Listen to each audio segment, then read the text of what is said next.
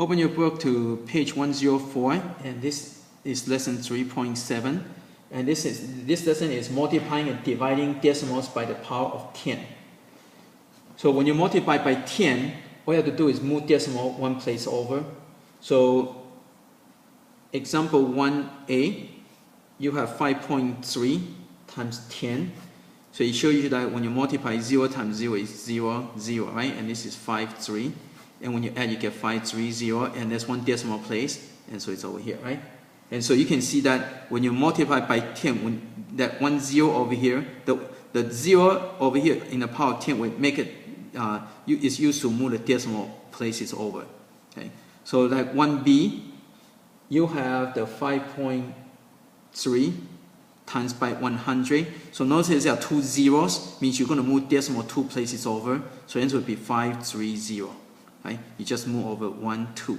So each of the 0 is used to move over one place. And so that's it. And so let's go to example 2. 2a.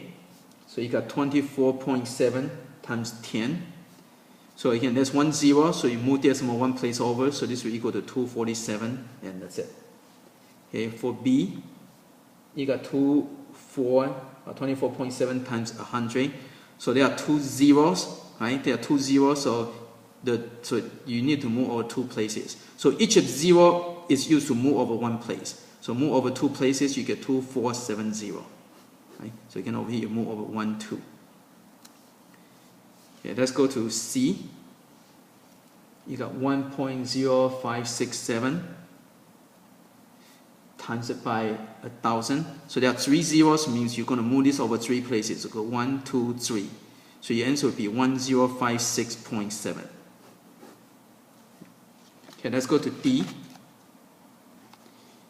You have 0.0973 times 10 to the 2. Now 10 to the 2 means there are 2 zeros, right?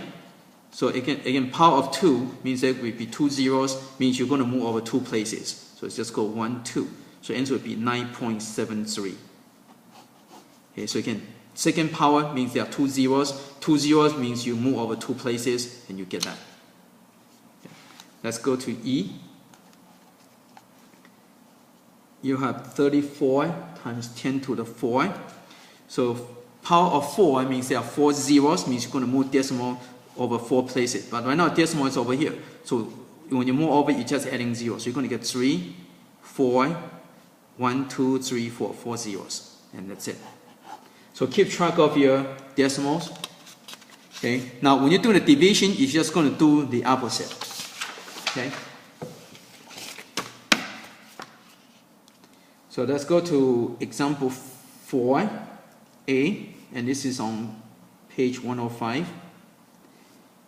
So you got 395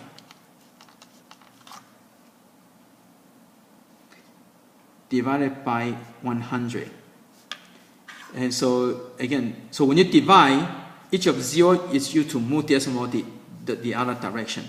So when you divide, you're going to make numbers smaller, so means you move the decimal this way, right? When you multiply, the number is going to get bigger. So to make number bigger, you move the decimal that way. When you divide, you're going to make the number smaller, so you're going to go that way to make it smaller. So in this case, there are 2 zeros, so you have to move decimal 2 places over. So the answer would be 3.95. Okay. So let's go to B.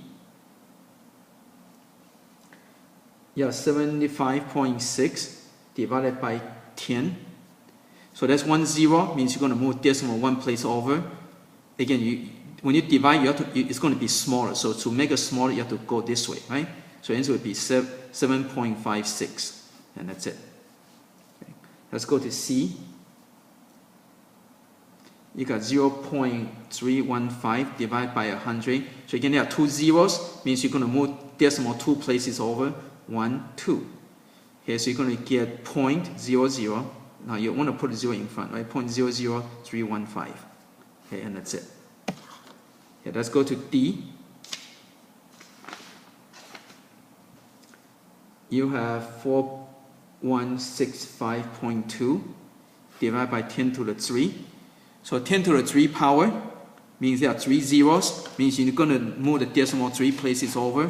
So right now you're over here, so you go 1, 2, 3. So answer would be 4.1652. And that's it. Okay, let's go to E. Here 75.6 divided by 10 to the 4. So again, 4th power means there are 4 zeros, means you have to move decimal 4 places over. So go 1, 2, okay, 3, 4.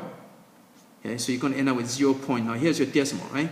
So there are 2 zeros, so 00756, and that's it. So you have to kind of keep track of your exponents and keep track of your decimal as you move.